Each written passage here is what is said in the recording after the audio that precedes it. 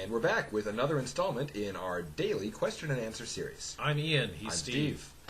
We said that in stereo. That was kind of freaky. Jinx. 1, 2, 3, 4, 5, 6, 7, 8, 9, 10. Fair enough. I've never understood exactly how that works. Anyway, so as we've been doing before, I will ask a question, Ian will answer it, and he'll have approximately 5 minutes to give a satisfactory answer. I will not cut him off within the time of a sentence, but when we're done, we're done. And you'll have to tune in next time. If you want to hear more of the answers to these questions, ask them yourselves. That's not prioritize your questions if you support us on Patreon. Absolutely. Hopefully we'll get enough people caring about this that will matter. All right. So, speaking of caring about this, different players in an RPG care about different things. Yep. In this RPG, we are not particularly caring about overly tactical combat. We are caring about combat as a story device, much like several famous books do. But what we are not caring about is tactical, grid-based combat. How do you handle a player who really, really likes that and is trying to put it into this game?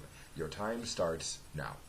Well, okay. So, we, in designing the system, are not explicitly caring about that as our system design. But if you have a player, well, this answer changes based on whether you have a player or whether you have several players who care about it. For clarification, we're also saying these players are good people that you care about and do not want to exclude from the game. All other things being equal, this is a player that you want in your game, Right. but they really enjoy this aspect, which what we're writing into the game isn't really designed for it specifically. Except that we're going to give you a whole heck of a lot of information about what the world is like narratively, which is going to include things like locations, detailed layouts of those locations. It's going to include characters. It's going to include weapons. We're not going to give you like detailed game statistics for the weapon, because in game statistics, the assault rifle is an assault rifle. And all you need to know is that it penetrates some forms of body armor, but not others. All you need to know is that if you load it with this kind of ammunition, A, that's super illegal, and B, it will penetrate the other kinds of body armor, but not tank armor or whatever. And which walls in what facilities it will penetrate. Most of them. So, we're going to give you information like that as we write all this stuff down.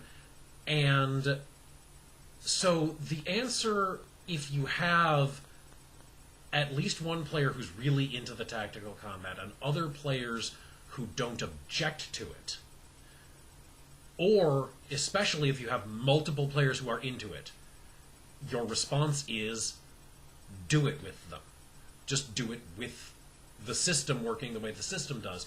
Let them work with them to set up a tactical map, and let them position their selves, their characters, and people working with them who they are in radio contact with on the tactical map, and communicate with them, and at such points as you think it is narratively appropriate that they have to use their skills to succeed at the thing they're saying that they're going to do it. So if they're radioing their movements and you decide, all right, somebody's jamming your transmissions, you need to use an appropriate skill to get your message through, or else that unit's not going to move the way you want it to.